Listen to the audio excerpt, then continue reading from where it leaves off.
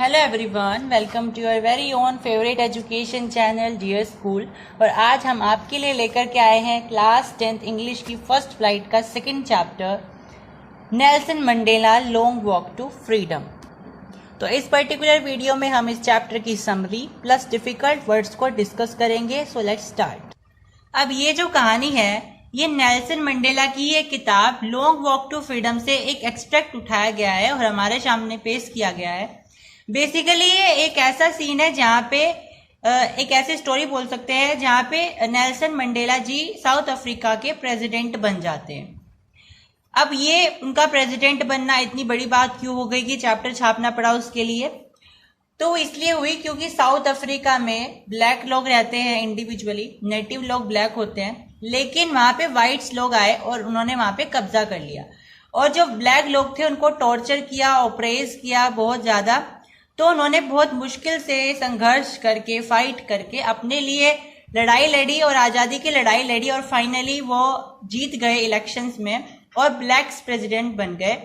मतलब ब्लैक्स का राज आ गया वहां पे और व्हाइट्स को उन्होंने निकाल दिया। Is it clear? तो यहाँ पे इसी कहानी को पढ़ेंगे। जैसे हमारे यहाँ अंग्रेज लोग आए थे, उनको फिर हमने संघर्ष करके भगाया था, इसी तरीके से वहां पे व्हाइट्स लोग आए ब्लैक्स के देश में, साउथ अफ्रीका में व्हाइट्स लोग आए, उन्होंने उन पर टॉर्चर किया और उन्होंने फिर संघर्ष करके व्हाइट्स को भगा दिया।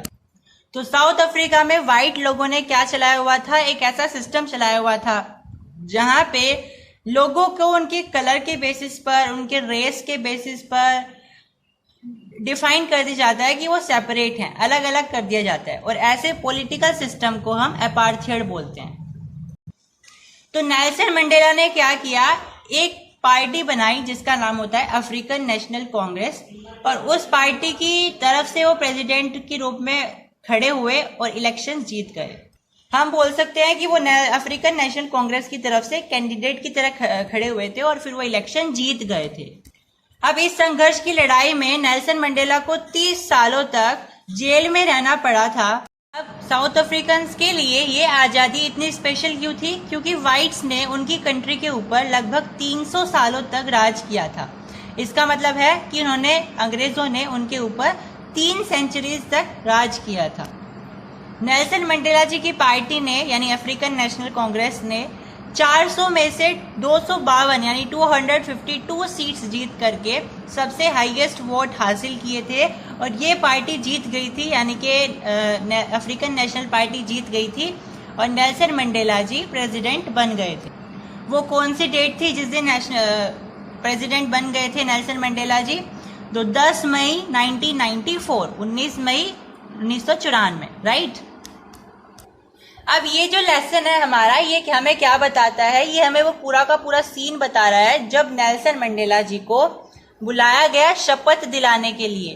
क्योंकि हमें सबको पता है जब भी कोई प्रेसिडेंट बनता है, मुख्यमंत्री बनता है, प्राइम मिनिस्टर बनता है, तो उसको शपथ दिलाई जाती है, राइट।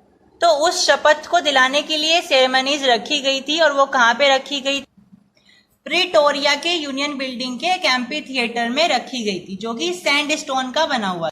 और इस इनॉग्रेशन को सेलिब्रेट करने के लिए या अटेंड करने के लिए लगभग 1 लाख साउथ अफ्रीकन लोग वहां पे इकट्ठा हुए थे, जिनमें साउथ अफ्रीकन वुमेन, मैन और बच्चे भी शामिल थे।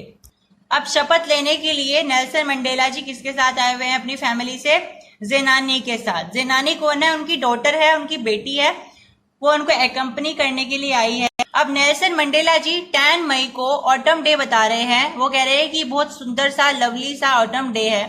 तो क्वेश्चन ये आता है कि ऑटम डे क्यों बताया जा रहा है 10 मई को? क्योंकि 10 मई को तो बहुत भयंकर गर्मी होती है और ऑटम डे कब आता है? विंटर्स के बाद आता है। तो ये पूछा जा रहा है कि ऑटम डे क्यों बोला गया है 10 मई को? क्योंकि उस टाइम तो गर्मियां होती है। तो स्टूडेंट्स, इसके 2 रीजन हो सकते हैं। क्योंकि ऑटम डे का जो सीजन होता है वो बहुत तरीके से बहुत ब्यूटीफुल भी माना जाता है, ठीक है। क्योंकि उस समय बहुत अच्छे से, आपने अगर देखा भी होगा, सर्च करके देखिएगा, अगर आप देखेंगे ऑटम डे की लैंडस्केप्स तो बहुत सुंदर सुंदर सी लैंडस्केप्स निकल करके आएंगी। तो बहुत सुंदर सा नजारा होता है ऑटम डे में, इसीलिए शायद उन्होंने ये बताया है कि 10 मई ऑटम डे है। या फिर इसका दूसरा रीजन ये हो सकता है कि साउथ अफ्रीका अर्थ के सॉदर्न हेमिस्फीयर में सिचुएटेड है और वहां पे मई के महीने में एक्चुअली में ऑटम डे चलता है। तो शपथ दिलाने के लिए सबसे पहले स्टेज पर किसे बुलाया गया? मिस्टर डी क्लार्क को बुलाया गया, जिनको दूसरे उपराष्ट्रपति बनाए गए, यानी कि सेकंड डेप्यूटी प्रेसिडेंट बनाया गया। उसके बाद थैबो मैबेकी जी को बुलाया गया और उनको फर्स्ट डेप्यूटी प्रेसिडेंट यानी कि पहले उपराष्ट्रपति बनाए गए। इसके बाद नंबर आया नेल्सन मंडेला जी का, जिन्हें प्रेसिडेंट की शपथ दिलाई गई। अब आती है उनकी स्पीच की बारी। वो स्पीच देना शुरू करते हैं और सबको धन्यवाद करते हैं, जितने भी दूर दूर से कंट्री से लोग आए हैं या उनकी कंट्री के जितने भी लीडर्स वहां पे इकट्ठा हुए हैं, उनको सबको थैंक यू बोलते हैं। और वो कहते हैं ये जो हमने आज जीत हासिल करी है वो केवल साउथ अफ्रीका की नहीं है, वो सारे देश, वो सारी दुनिया की है। जो भी दुनिया इन सारी चीजों से लड़ रही है उन सबके लिए एक प्रेरणा है। जैसे इंडिया वालों ने भी ना नेल्सन मंडेला जी को भारत रत्न दिया था। क्यों दिया था? क्योंकि उन्हीं से हमने सीख लेकर के अपने इंडिया को भी जो है आजाद करवाया। कहीं ना कहीं हमने उनसे इंस्पिरेशन ली थी। तो वो यही बोलते हैं कि ये किसी देश की आजादी नहीं है, बल्कि एक ह्यूमन डिजास्टर यानी कि एक मानव दुर्घटना को या मानव आपदा को हमने खत्म किया है। और ये सबके लिए एक तरीके से पहल है। सब इसकी शुरुआत मान सकते हैं कि आज से हमने ये ठान लिया है कि हम अपने देश को आजाद कराएंगे। जितने भी देश आज भी इन सारी अपार्थाइड सिस्टम और जितने भी पॉलिटिकल सिस्टम है उनसे जूझ रहे हैं, वो इनसे प्रेरणा ले सकते हैं।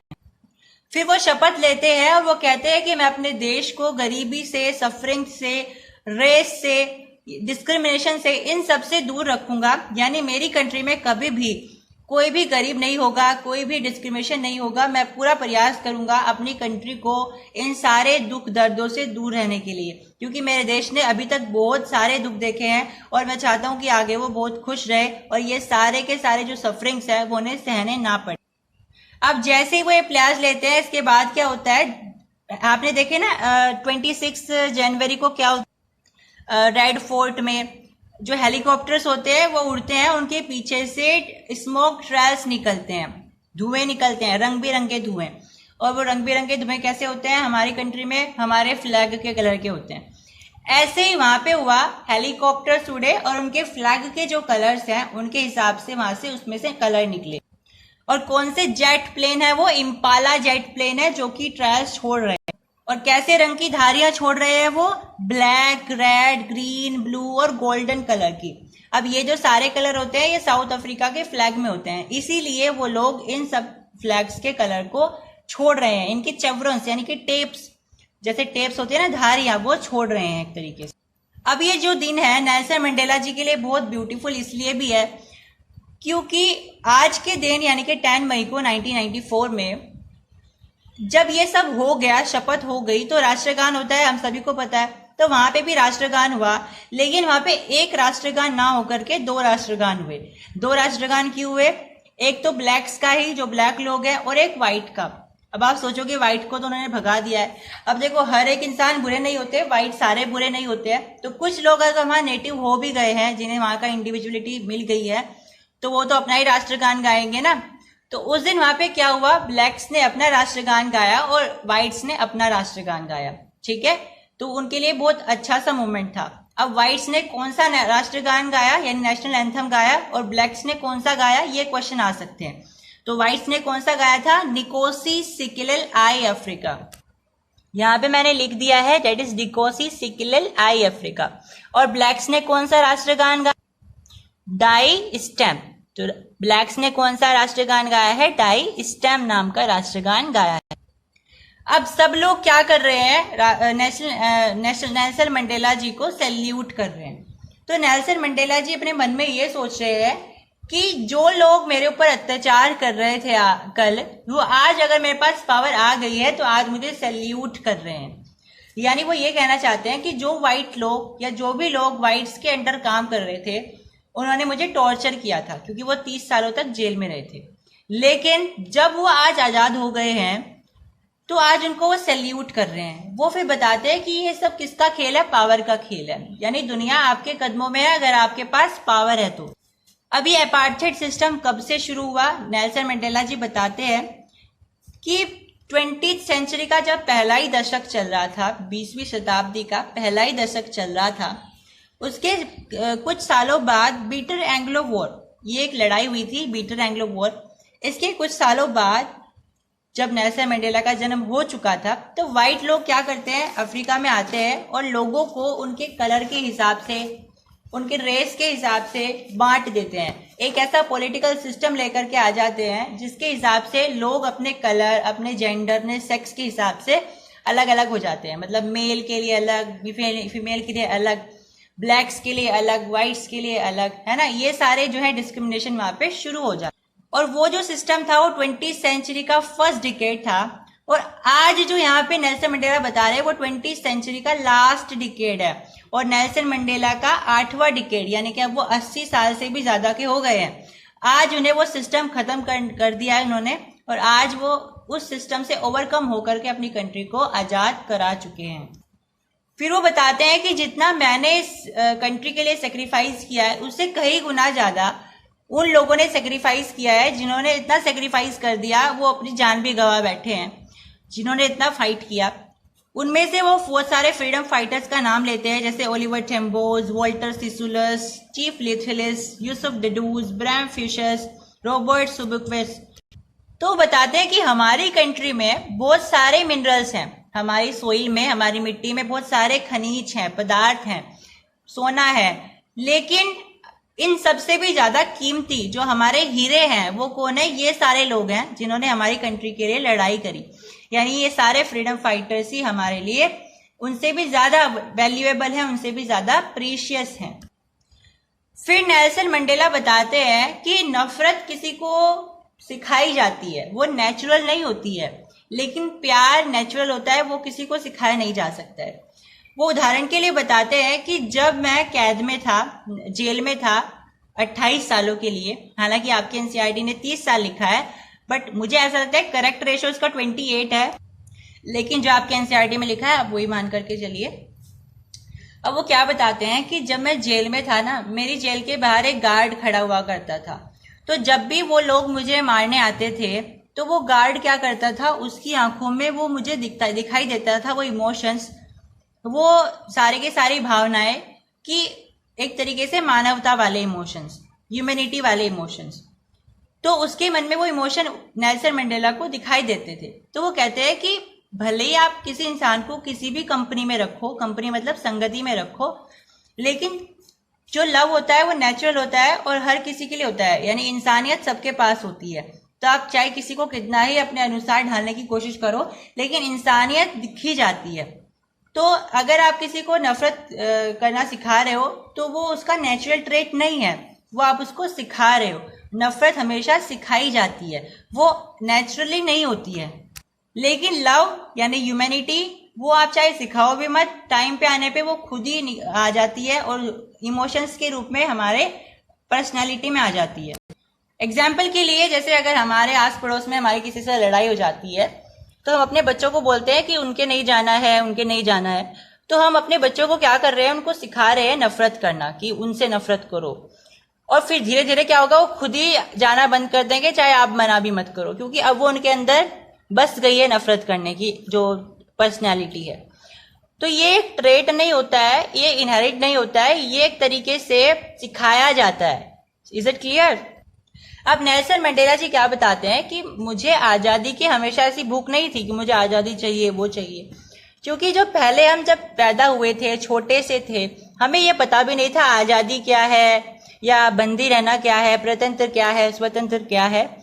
जब हम छोटे थे हम तो फ्री थे, आजादी थे, अपने गांव में रहते थे, अपने गांव के आसपास घूमते थे, नदियों में, तालाबों में घूमते फिरते थे, बढ़िया से भुट्टा खाते थे, रात को लाइटों में पढ़ते थे जा जा करके।